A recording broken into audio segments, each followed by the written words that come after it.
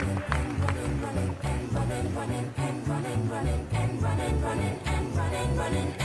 this context, there's no disrespect, so when I bust my rhyme, you break your necks. We got 5 minutes for us to disconnect from all intellect and let the rhythm affect. You lose the inhibition, follow your intuition, free your inner soul and break away from tradition. Cause when we be out, let's pull it beat out. You wouldn't believe how we rock shit.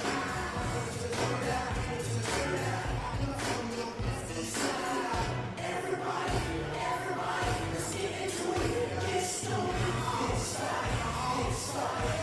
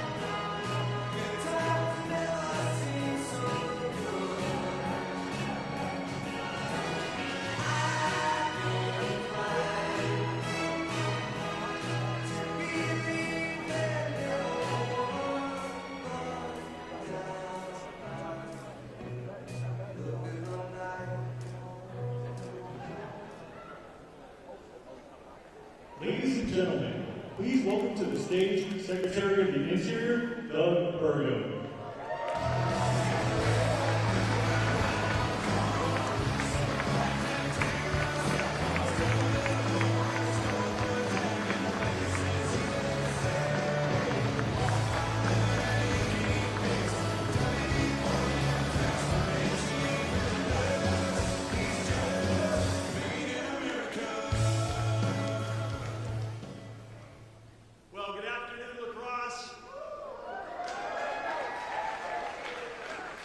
We're so honored to be here with you today, and I want to begin with gratitude for each of you that are in attendance, because we know you're here because you support this country, you support the working families of this country, and you support companies like Mid-City Steel.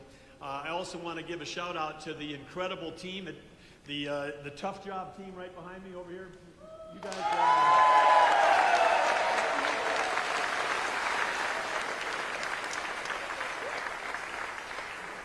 I want to thank our host, Paul Bagnevsky. He's doing a great job leading the team here. And he and Jake, they were telling me that you guys are the best fabricators in the country. Is that true?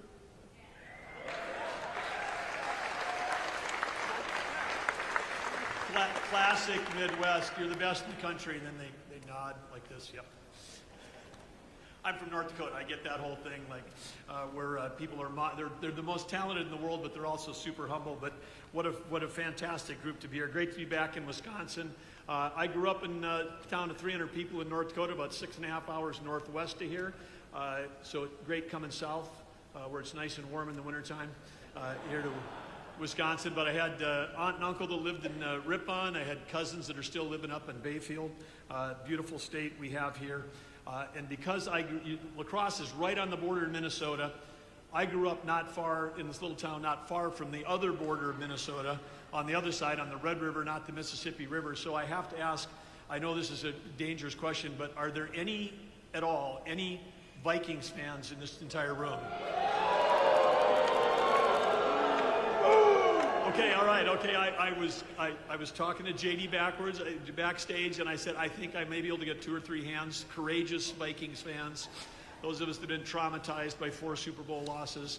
Unlike you Packer fans, win. All you guys just winning.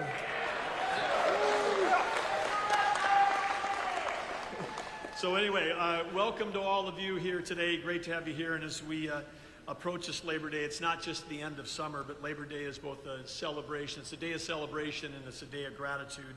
And it's a day of gratitude for the enduring dignity of work. And I know that whether you're in the audience or on the stage behind me, it's an honor to be here with all of you. The Wisconsin steel workers that are here, that are fabricating and forging America's strength and helping America's return to greatness, which is what we're doing under President Trump and Vice President Vance's leadership.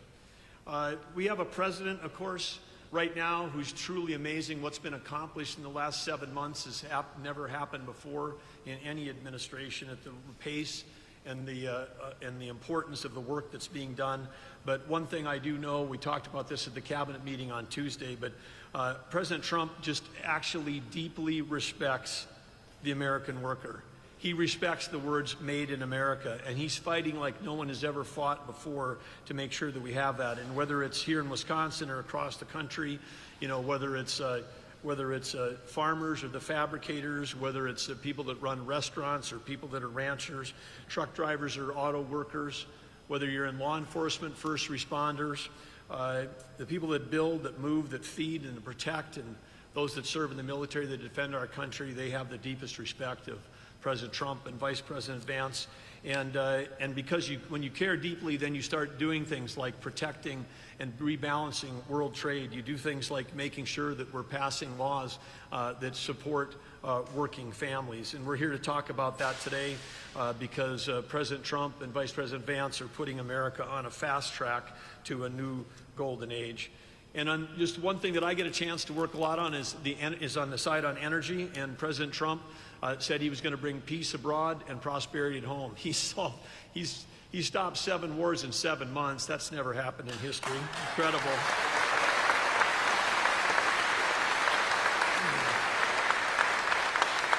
Just incredible. And he set out that he didn't just want energy independence, he wanted energy dominance, President Trump did, because with energy dominance, that means we can sell energy to our friends and allies as opposed to them having to buy it from our adversaries.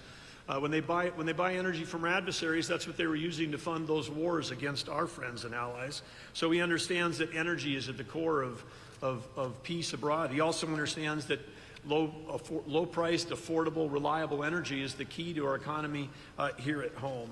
And he's done everything he can to break the back of inflation and having abundant energy here in America, and he's doing that. And one of the things, he's not only doing that with oil and gas, but he's bringing back the coal industry.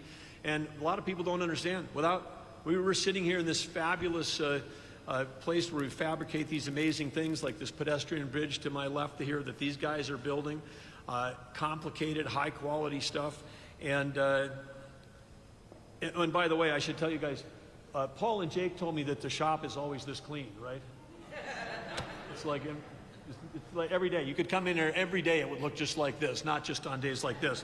But these guys are doing incredible work. But you need metallurgical coal. Metallurgical coal produces coke. Without coke, we don't have steel. So President Trump, we cannot shut down. If you shut down the coal industry, you not only stop affordable electricity in this country, you also shut down the steel industry. And we're bringing back the steel industry. We're bringing back the shipbuilding industry. We're bringing back manufacturing in the United States.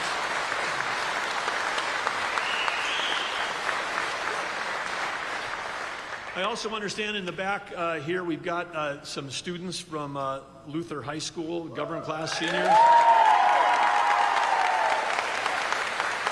Can you students just give a stand up for us if you're here from Luther High? We want to say a special thanks to you.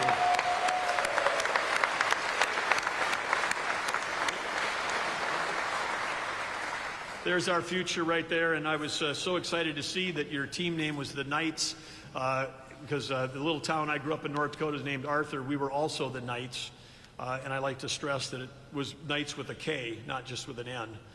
Okay, because we had some Arthur Knights with an N too, but anyway, the Luther High School Knights. But anyway, you guys are here, government class. Appreciate you being here. Thanks to your teachers, your leaders, and others, your parents that got you here for this important day.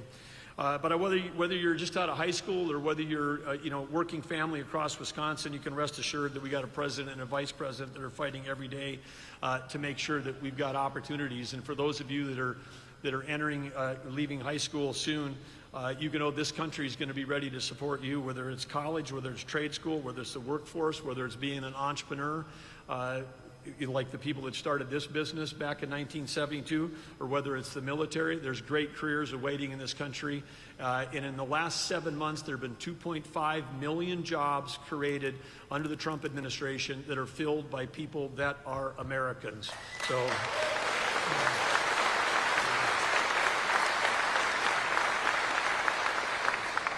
And we know that entrepreneurs and we know that businesses like this are the backbone of America. It's innovation that created American greatness. It's innovation that builds great products. It's not regulation. And we know that President Trump is leading an effort for us to deregulate this country, cut regulations. He's cutting 30 regulations already so far in 7 months. 30 regulations have been cut for every new one that's been put in. He set a goal at 10-1. He's beating that by 3 times. When we cut regulation, that allows innovation to flourish. And then when we create the incentives for people that not only understand and respect the dignity of work, but give people an opportunity to work and be paid and rewarded for it, that's why in this working tax families tax cut bill, also known as the One Big Beautiful Bill, what do you think? How many people in this room have ever had a job where you've had to work overtime? Every job I had when I was growing up was like that. You guys get paid overtime. How do you like an idea that President Trump came up with? No tax on overtime. How about that?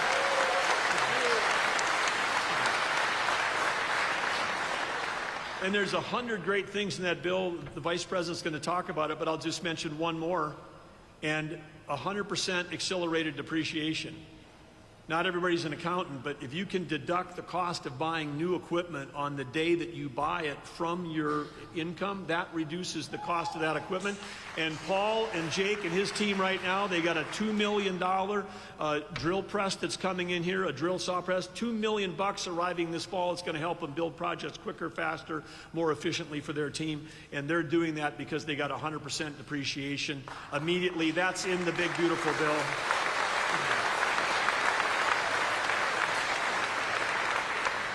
And I just want to say one thing. It's just interesting in the world we're in. If you voted for that bill, you voted for lower taxes for working families. If you voted against that bill, if you voted no, then all the tax cuts before were going to go away, and the tax increases were automatically going to happen. So if you voted no on that bill, you were voting for a tax increase on everybody in this room, and there wasn't a single Democrat that voted for that bill. But there is somebody in this room that did vote for that bill, and it's Representative Derek Van Orden right here. Stand up, Derek.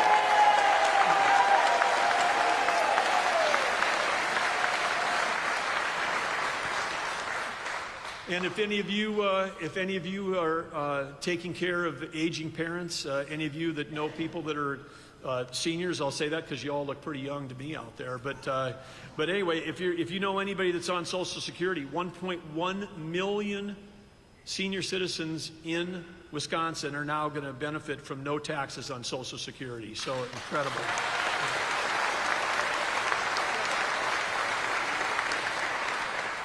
So what's the quick summary?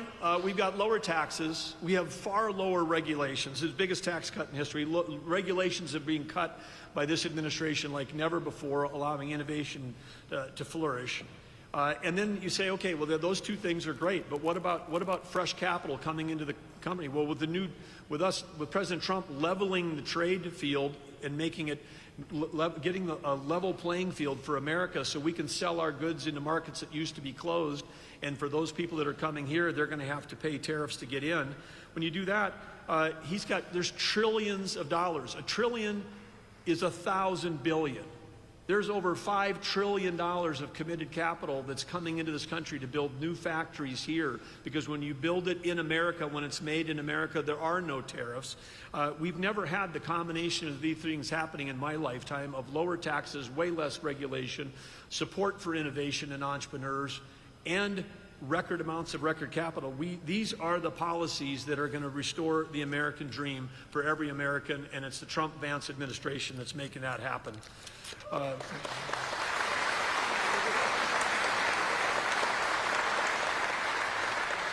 And if you're planning on driving someplace this weekend, maybe you want to, head to one of those great national places in this state, like St. Croix National Scenic Riverway, not far away from here, Apostle National Islands, up by the National Lakeshore on the Apostle Islands, up by Bayfield, where my cousins live.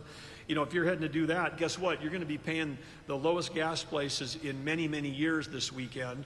But inflation adjusted, these are the lowest gas prices in decades. And so, again, thanks to President Trump for making that happen. So, in closing, I wanted to say, one of the other action-oriented presidents we had that's can be thought about in the same sentence as President Trump is Theodore Roosevelt. And Theodore Roosevelt said, far and away the best prize in life is the opportunity to work hard at work worth doing. And I've got a group of people sitting behind me on this stage that work very hard. I got a group of people in front of me that I know, if you're here from Wisconsin, you're from the Midwest, you have spent your life working very hard. All of us then in this room, everybody here, we've all had a chance to grab that prize, that opportunity to work hard at work we're doing. And collectively, at a place like here, like Mid-City Steel, you're doing the hard work that is making America great and making America strong. And you need to know that President Trump personally, Vice President Vance, who's here to tell you how grateful they are for the working families and the working people of this country. So it's my honor right now to introduce someone who served our country in the military, in the Marine Corps. He's served our country in the United States Senate. Now he's fighting for working families as the Vice President of the United States. Please welcome to the stage, J.D. Vance.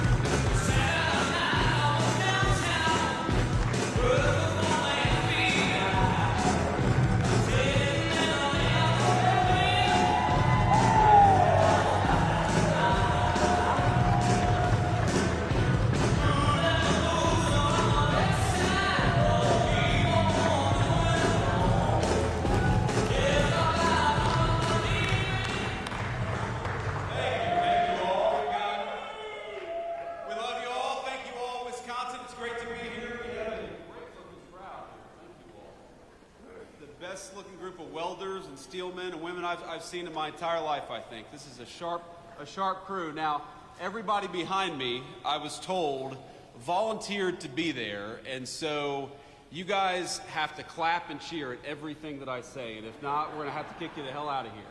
And a couple of them actually, and I'm not going to call them out by name, but they were selected because they're some of the hardest working and best working people in this facility.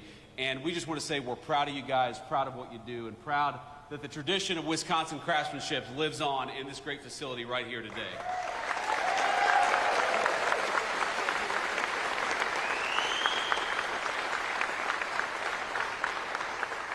Now, before we get started here, and I want to talk about the big, beautiful bill, I want to give a few notes of appreciation and gratitude. So, first of all, I think this is probably the third or fourth time I've been to La Crosse, Wisconsin. I came here a lot during the campaign. It was always great to be here, and I joked that you all would get sick of me, but I would come back as Vice President of the United States, and I'm proud that I got to keep that promise, thanks to you.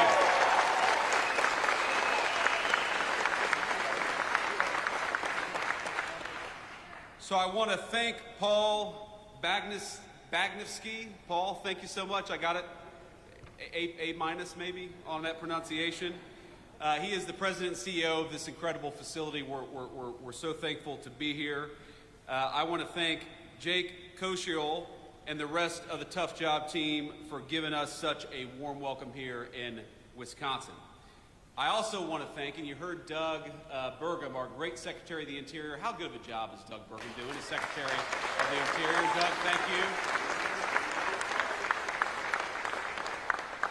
Doug is doing a great job, but you heard him give a shout out, and I'm going to give another shout out to the great Representative Derek Van Orden. Thank you, Derek. Please stand up. Give it up for this guy. He works harder than anybody in Congress. He works so hard that he lost most of his hair, in fact, over his time in Congress. I'm sorry about that. I had to poke a little fun at my good friend Derek. But, you know, there are so many people who just show up in Washington. They go along to get along. They cast a vote or don't, but don't really do much else. Derek is fighting every single day for the people of this district. You should be proud of him, because I certainly am. Thank you, Derek.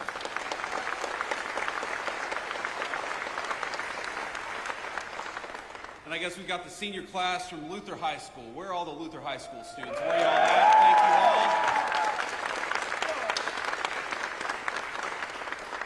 all. Now, have you all started school yet, or are you playing hooky today? You have? Okay, good. Well, I'm glad the Vice President coming to town got you guys out of school a little bit. But let's talk about the future, because these kids are the future. We want to make sure that they have a prosperous American future to grow up in. And let me take you back a little bit to where I grew up in Middletown, Ohio, southwestern Ohio, where my papaw, and the reason I love the welders in particular is my papaw for 42 years was a union welder at a place called Armco Steel. And when I was growing up, Armco Steel had shed about 80% of the workforce that it had employed when my papaw was working there during its heyday. And unfortunately, it was one of the lucky ones, because a lot of the steel mills lost about 80% of their workforce. A lot of the steel mills didn't exist at all. And I think that what happened is that for those of us who grew up in those factory towns, we were so used to seeing those proud, big, beautiful factories, seeing the night sky lit up with that furnace. We were proud of what our parents and our grandparents made every single day. And of course, they were proud to earn the kind of a job that enabled them to provide us a good life. And what happened? Thanks to a generation of failed politicians and stupid decisions, those factories closed down one by one by one, and many of those proud towns that made us who we are, ladies and gentlemen, those proud towns became ghost towns. Well, not anymore. What the President of the United States was elected on a promise to do was to bring back American manufacturing, to bring back American craftsmanship, and that is exactly what President Donald Trump is doing every single day in Washington.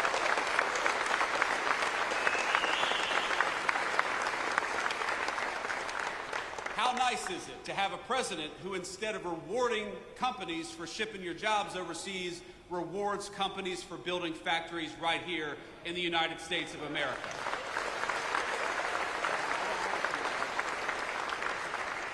How nice is it to have a president of the United States who, instead of raising your taxes, is cutting your taxes by historic margins every single day, as we just did? For years, American leaders would ask you to work overtime, would ask you to spend even more time away from your family, and every hour that you spend at the job, they would reach further and further into your pocket. How nice is it to have a President of the United States who cut taxes on overtime, because we believe that if you spend an extra hour at work, the government ought to keep its hands the hell out of your pocket. Is that right?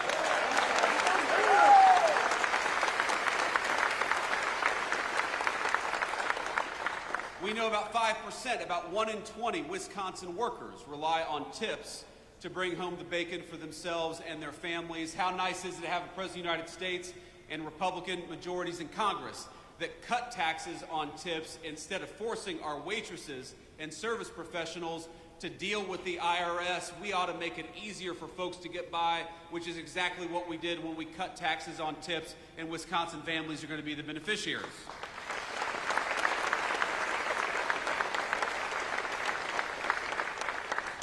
What the Working Families Tax Cuts did is very simple, ladies and gentlemen. It let you keep more money in your pocket. It rewarded you for building a business or working at a business right here in the United States of America. It makes it easy for you to take home more of your hard-earned pay, and it makes it easier. If you're an American manufacturer or an American business, it makes it easier for you to build your facility or expand your facility right here in the United States of America. I happen to believe that it's the dumbest decision we made as a country to reward foreign companies with putting stuff overseas instead of right here in places like Wisconsin. Well, now we have a different president with a different attitude.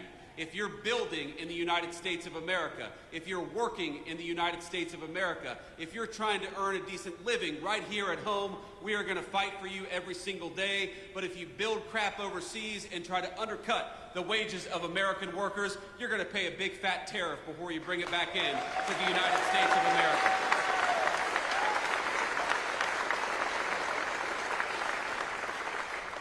Now, I was talking with a Fox News host earlier, and I'm going to embarrass him a little bit. I'm going to make him stand up and be recognized. You guys know Will Kane. Will, a lot of us watch the show. He's doing a good job. You know, what I told Will earlier is that all these problems are interconnected.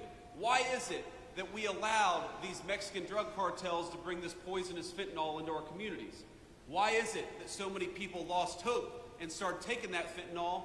Why is it that we had a government that seemed to care more about illegal immigrants than they did about their own citizens? It's all connected, because when they shipped your job overseas in the last administration or administrations that came before it, what they also did at the same time is they allowed those cartels to come in to our country and take advantage of our communities. So what the Working Class Families Tax Cut does is, yes, it gives you more take-home pay. Yes, it cuts taxes on overtime.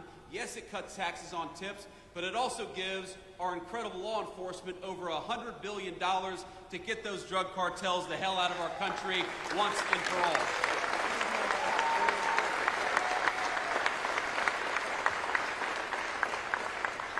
It's very simple.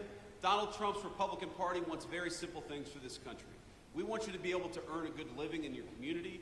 We want you to be able to walk down a city street in broad daylight without getting mugged. We want you to be able to take your family out to a nice meal wherever you want to without the fear of violence from criminals, whether they're domestic criminals or international drug cartels. If you work hard every single day, you ought to take as much of your hard-earned pay home as possible. And if you want to raise your children in security and comfort, you ought to send them to a school that gives them a good education instead of an indoctrination. These are very simple things, ladies and gentlemen, and all we needed was better leadership in Washington to deliver it.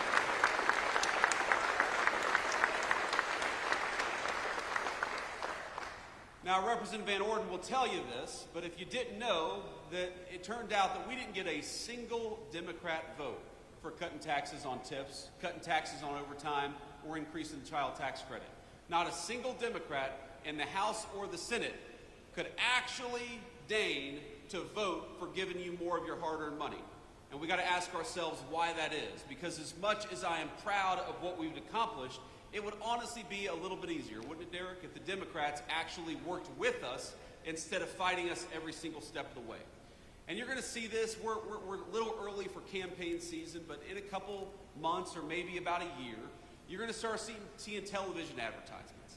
And you're going to start seeing Democrats lying about what's in these working families tax cuts. And I'm going to tell you exactly what they're going to say. They're going to tell you that this bill, which gives you more of your hard-earned money, that they opposed it, not because they want to raise your taxes, and they do, but because they're worried about your health care. They are so worried about your health care, in fact, that they want to give more and more of your health care to illegal immigrants. And that's exactly why they voted against this bill. I know we have this beautiful high school class back there. And I'll give you, just from a vice president to the high school seniors, I'll give you guys just a little bit of relationship advice from a man who's been happily married for 11 years. Find yourself somebody who loves you as much as national Democrats love giving health care benefits to illegal aliens. That's my advice for you. Because it is, as far as I can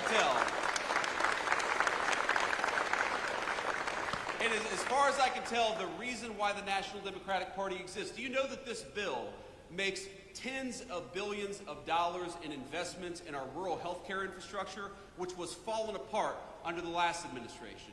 This legislation guarantees that hardworking Americans are going to have access to their Social Security, Medicare, and Medicaid benefits. What this bill refuses to do, and what Republicans absolutely refuse to do, is to give your hard-earned benefits to people who don't have the legal right to be in this country to begin with. It is very simple. And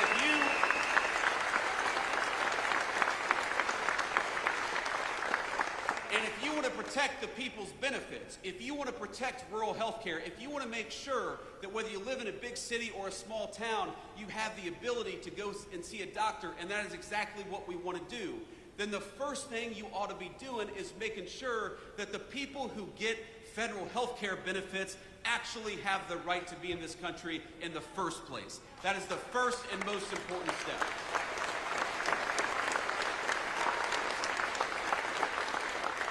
And that's what this legislation did. So don't believe the lies and don't believe the attacks. What we are doing with this legislation is giving you a tax cut and trying to rebuild the healthcare infrastructure of this country that got decimated under Joe Biden's leadership. But what we are also doing, in order to preserve the benefits that you paid into for your entire lives, is making sure those benefits only go to our fellow American citizens and not to people who ought to go back to their home country because they're here in this country illegally. It's very simple. And think about this. Think about the math, ladies and gentlemen. You cannot have these health care benefits if you allow tens of millions of people into this country who have no legal right to be here and give them those benefits. We were on the freight train to bankruptcy under Joe Biden's leadership because we had a Democratic Party that didn't care enough about this country to actually enforce our borders. And it's that simple.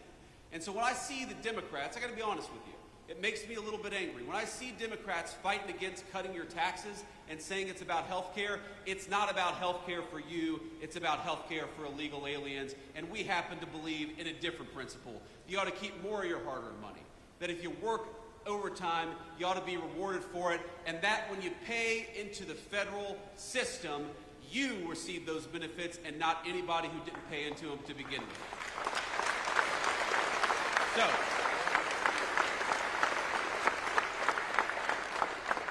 let me say just a couple more things, and then I'll hit the road, but maybe I'll take some questions. Should we take some questions from the fake news, ladies and gentlemen? Would that be fun? Okay, we can do that too. But we'll try to focus on the local Wisconsin reporters first, because I know that they're not fake news, right? We got good local reporters here in Wisconsin? I don't know, mixed reviews based on the crowd here, but let me just say a couple more things. So this business, this manufacturing facility, I think represents the future of American craftsmanship. And I was talking to the CEO and to Jake earlier about this, but you know, there's this attitude that some people have that manufacturing, it's the jobs of the past, it's the industry of the past, that it's dirty, that it's not innovative. Why? I challenge any journalist to walk around this facility for 10 minutes and not realize that this is one of the most innovative companies in America. And this is the future of American industry, the future of American innovation and the future of American manufacturing. They're using artificial intelligence in this facility. They're using robotics in this facility. They're doing things that, frankly, were not even possible 20 years ago, and they're doing them in order to build a great American future. We are practically a stone's throw away from a beautiful new bridge, a bridge that is being built with American-made steel from this manufacturing facility, because we have great American craftsmen right here in Wisconsin, and we ought to fight for it.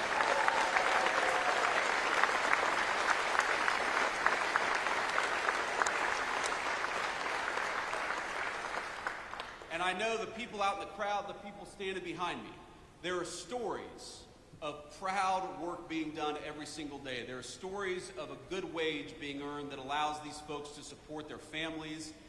There's stories of products that exist in the United States of America that we need, that we absolutely rely on, that are made right here with American workers and American hands.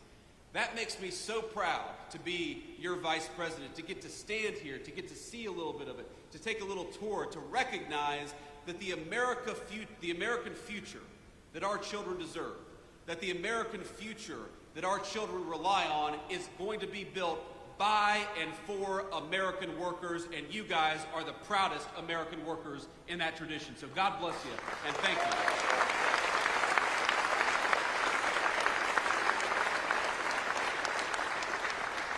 And these guys, they're proud of what they do. They're doing something amazing. They're doing something that can't be done almost anywhere else in the world. They're earning a good wage in the process. This is what makes America great. And I love my papaw. I said he was a union welder for 42 years. He was a proud man. He was a hard-working man.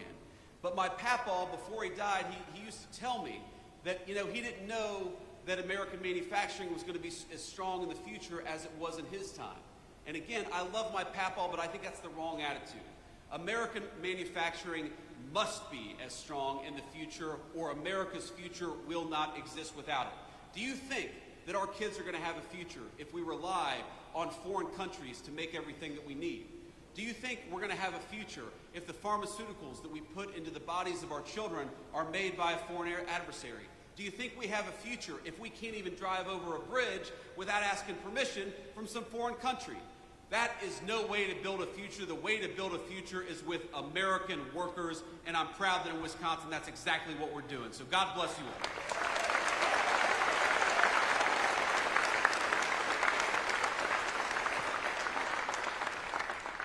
And I want to say just one final thing, and I'm going to end this on a somber note. We've had some fun here, but I am very mindful of the fact that we're just a couple of minutes away from the Minnesota border. And of course, we had this terrible, terrible school shooting yesterday in Minneapolis.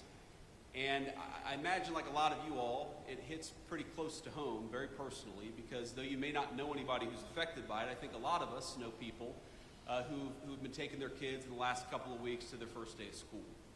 And in fact, my son, my little 5-year-old, I love him so much, and if you're watching, buddy, Daddy loves you. He started his first day of kindergarten just 2 days ago. And again, we're very proud of him, and we love him very much. But I know that there are a lot of families who were in their first week of school just outside of Minneapolis, and that was pierced. That incredibly pure and wonderful moment was pierced by a very vicious and a very evil person. And so I just want to say a couple of things. The first thing that I want to say is, remember, we're an American family. And the people who lost children, they are your fellow Americans. And those children who lost their lives and lost their future, they are your fellow citizens. So think about them and say a prayer for them. And remember that they are as much us as our neighbors right here in this wonderful community in Wisconsin. And the thing that they need most of all is they need their fellow Americans to reach out and care about them, and I know that every single one of us is going to do that. That's the first thing that I wanted to say. The second thing that I wanted to say is, when I first heard the news, I was worried that the death toll was going to be higher based on what the media reports were saying. Right now, there are still a couple of kids, some of whom in very critical condition, who may yet survive this, and I think they would appreciate your prayers and their families would appreciate your prayers as well. So if you are the praying type, I'd ask you to say a prayer tonight for those kids that are still recovering, that they may recover fully and go on to live a full life, the life that was deprived from a couple of their classmates. And you know, the stories, I'd encourage you to read some of the stories about what happened yesterday, about the violence, about the fact that you had 10-year-old kids laying over their friends to look after them and to try to protect them. And while yesterday was an unspeakable tragedy, I'd ask you to remember that we also saw the very best of the United States of America. And to every person who protected a friend, to every first responder, to every paramedic who made it so the death toll wasn't higher, we love you, we're proud of you, and we'll never forget the great American spirit that you showed yesterday.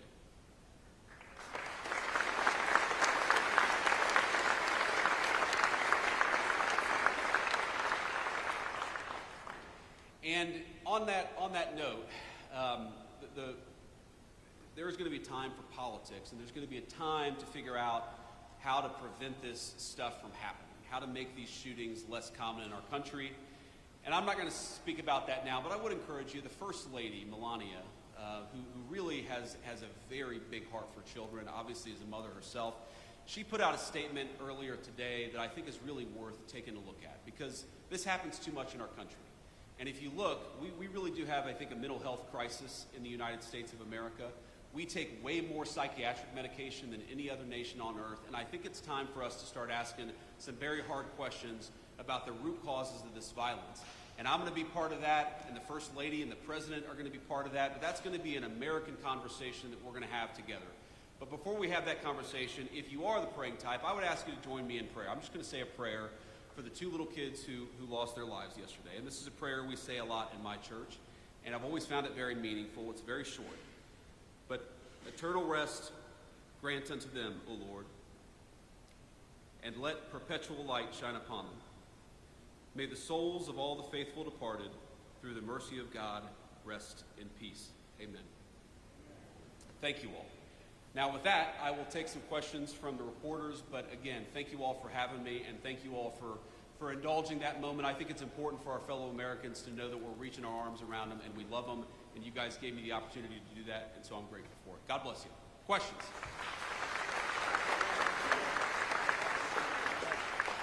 Caden Perry, La Crosse Tribune, local reporter. I'm curious, a lot of investments in the steel industry in this nation, especially the signing of the Nippon and U.S. Steel merger in Pennsylvania, a lot of those investments seem to be going to the Rust Belt and major corporations there. Can you point to something in your policy that will help small businesses like this and others that are maybe outside of the conventional areas for the Rust Belt?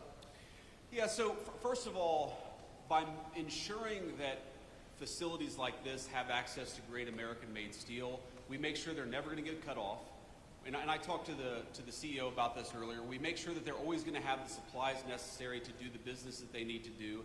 And that's a very important thing, because as we learned during the COVID pandemic, when you rely on foreign countries to make your critical supply, sometimes those foreign countries don't work. You can't depend on them. We can depend on our fellow Americans, and that's why it's so important, big corporation and small, to bring this stuff back to the United States. But you ask, what is going to help this small business? Well, first of all, the workers here, when they work an overtime shift, are not going to have to pay taxes on those overtime hours.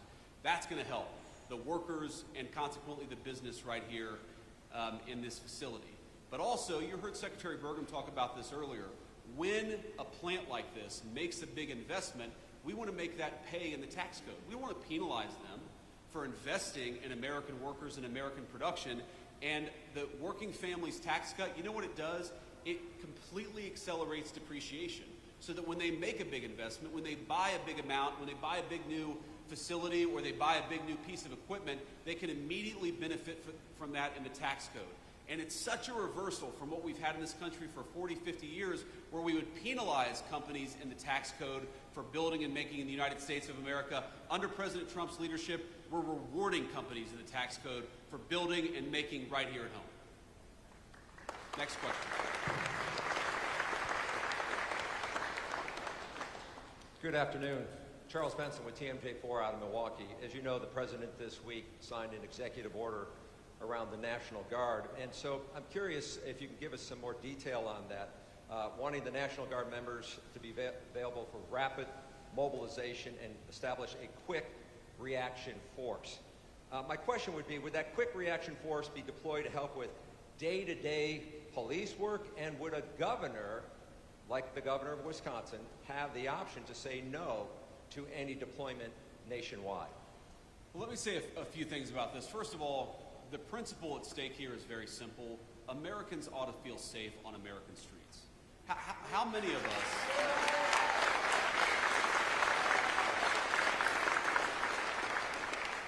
How many of us have crossed to the other side of the street because there's a person on the street corner yelling and screaming at our kids or at our family? How many people have felt scared to walk down the street of an American neighborhood in daylight or at night because those streets are considered no-go zones?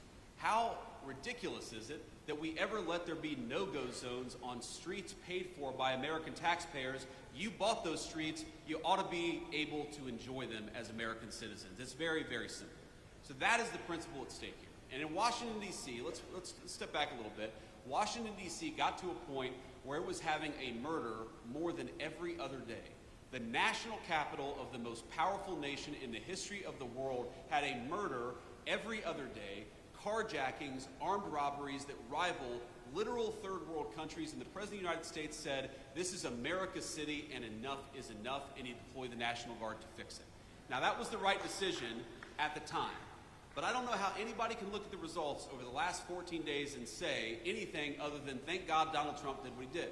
Because armed robberies, carjackings, murders are down between 40 to 90%.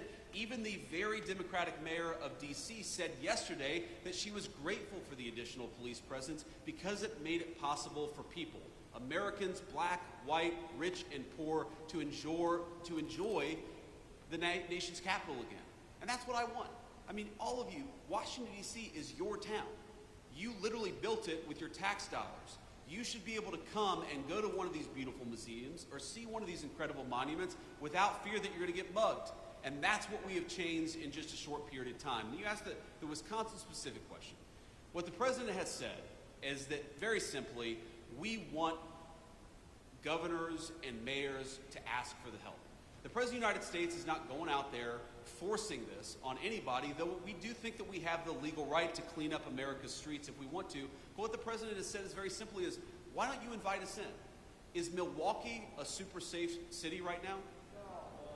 It's had some crime problems. It's a beautiful city.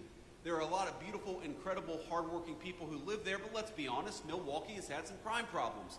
So have other parts of our community. Chicago, I know we're not too far from Chicago, Chicago's had a lot of crime problems. Why is it that you have mayors and governors who are angrier about Donald Trump offering to help them than they are about the fact that their own residents are being carjacked and murdered in the streets? It doesn't make an ounce of sense.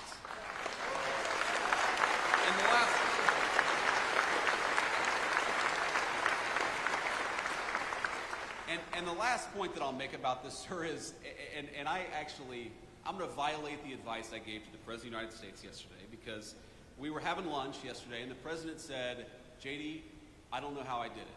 I have actually got the Democrats to come out in defense of crime. And it is crazy. If Donald Trump came out tomorrow and said he really likes puppies, you would have AOC come out and say puppies are terrible. So you have Donald Trump, who has reduced murders, carjackings, and armed robberies in 14 days in Washington, D.C., and now you have national Democrats coming out and saying, oh, well, we love murders and carjackings and armed robberies. Why won't Democrats just use some common sense? We're going to disagree about stuff from time to time. I'm sure Democrats want higher taxes and I want lower taxes. We may disagree about some foreign policy issues, but on this basic principle that murdering people, armed robberies, carjackings are bad, wouldn't it be nice if the Democrats just worked a little across the aisle for once? Yeah. Next question. Thank you, Mr. Vice President. Matt Smith, WISN-TV in Milwaukee. To what you just said, Milwaukee's mayor the other day said absolutely not to any talk of National Guard troops. Would the administration consider ever coming into a city like Milwaukee? Well, again, we want to be invited into Milwaukee. We want to help people. We want to help our fellow citizens. And we think that if you look at the crime rates, if you look at the murders in Milwaukee, if you look at certain neighborhoods where people are unafraid to go out even in the middle of the day, we would love to come and help the people of Milwaukee. But the President of the United States has said he wants to be asked. And that has been his consistent line from the very beginning, that we have an incredible law enforcement capability in the United States. You know what's crazy about crime?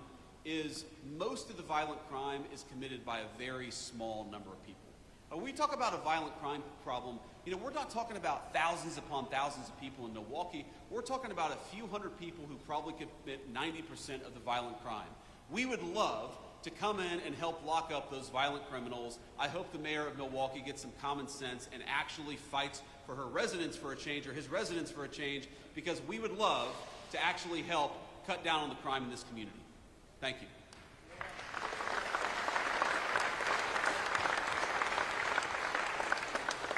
Good afternoon, Anthony DeBruzzi, Spectrum News, Wisconsin. Sticking with Milwaukee, but a little different. Yesterday, Governor Tony Evers requested a disaster declaration from President Trump after the historic flooding that we've seen in the Milwaukee area. So can Wisconsinites count on the administration for financial help through this? Yeah, so obviously, look, we want to help people, we want to help our fellow citizens, and I know that Wisconsin has suffered some serious problems. I have not talked to the President of the United States. I'm not even sure that he's aware yet that the governor has issued that disaster declaration, but I will take that back to Washington, D.C. and make sure we respond to it promptly. Thank you, sir.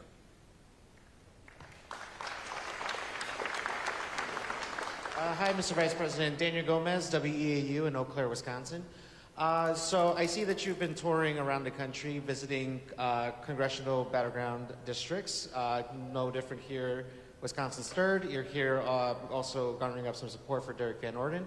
So my question here is, can we expect you again next year when we actually get to the midterm elections? And will you also address other issues in Wisconsin's third district, which include agriculture, childcare, healthcare, and all these other things that impact rural, hardworking, working class Wisconsinites here? Of course. Well, do you all want to have me back next year? Is that okay?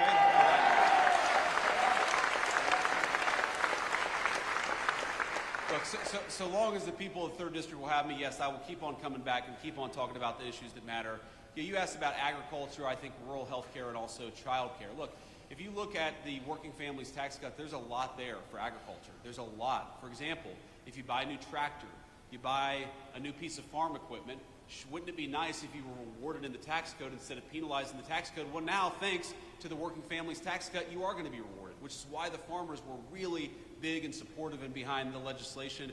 We had such great support from our farming community in Wisconsin and all over the country for this legislation, I think in part because it does a lot for our farmers. You asked about health care. Look, rural health care in this country is in bad shape. It was left in bad shape by the previous administration, and this legislation, the Working Families Tax Cut, has got tens of billions of dollars to shore up our rural health care system. It is so unusual to hear Democrats say this is going to be bad for health care when we're spending billions of dollars to try to fix some of the rural health care problems in our country. And by the way, has anybody been awake for the last 4 years? Any of these national Democrats? How was the rural health care system doing under Joe Biden when you had hospitals and clinics closing at a record and alarming rate? We're trying to fix that. We want people to be able to access to health care, but we want American citizens to be able to access health care, and that's what makes us different from the National Democrat Party.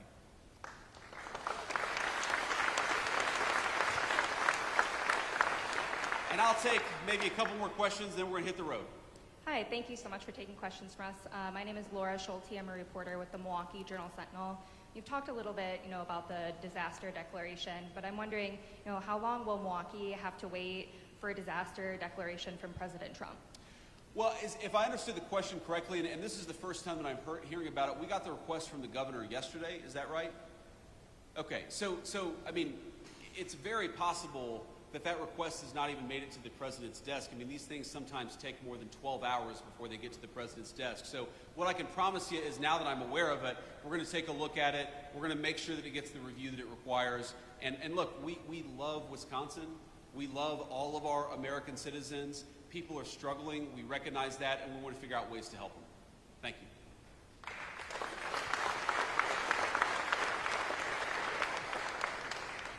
Mr. Vice President, Adam Roberts, News Radio WTMJ, also out of Milwaukee. A follow-up to that question as well. I know that you still have time to make this decision, but can you explain why President Trump or yourself did not tour the southeast Wisconsin area like was done in Texas after their historic flooding?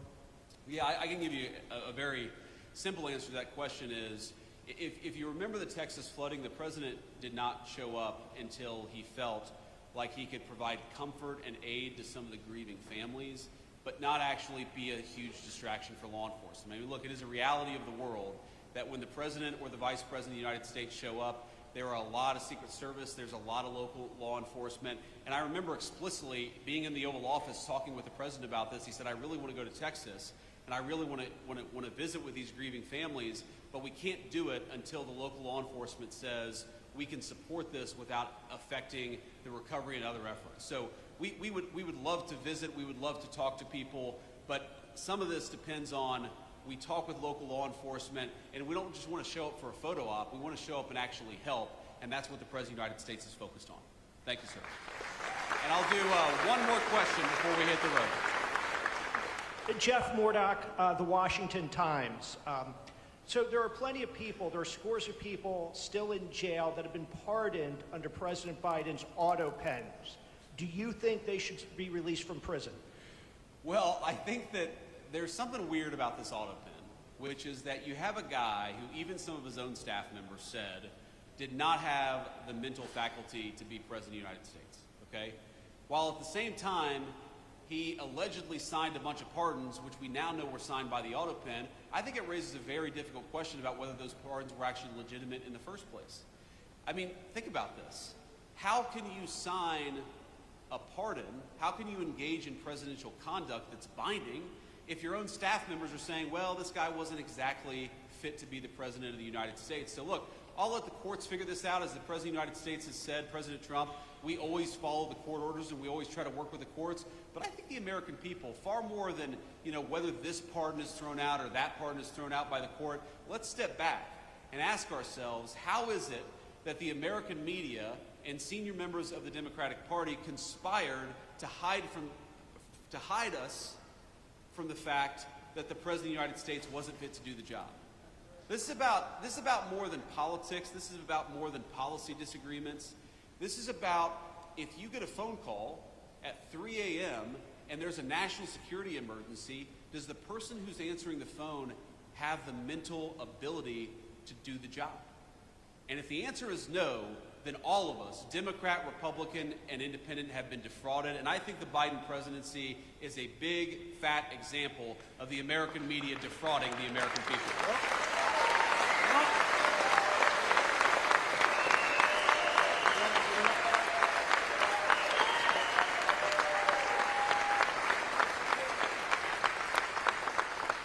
So on that note, I just want to thank you all again for having us, and just remember, we are every single day in Washington, D.C., we are fighting for you. We're fighting for your jobs, we're fighting for your wages, we're fighting for low taxes for you and your families, we're fighting for rural health care.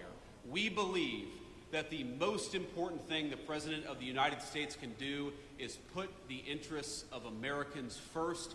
That is what we have done for 7 months, and we'll keep on doing it for the next 3.5 years. God bless you all. Thank you for having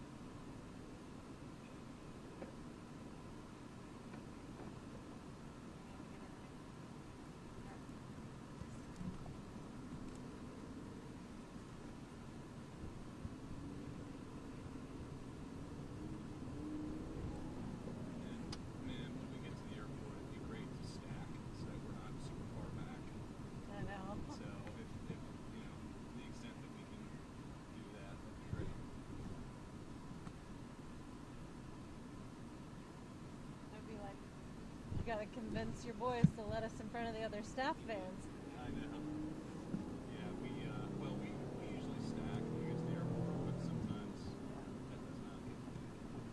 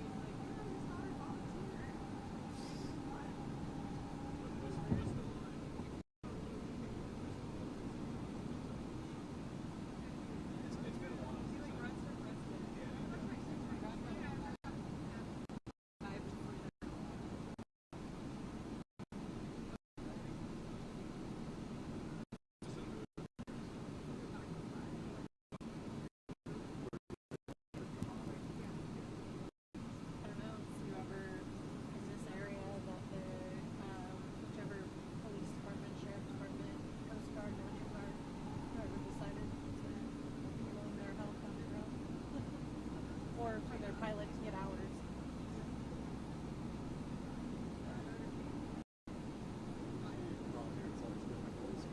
Could be the Coast Guard.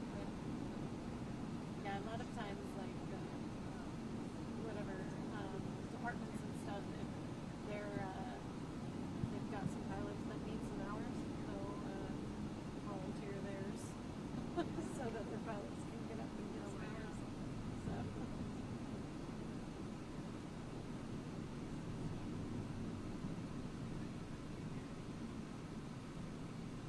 They have to have so many flight hours a month.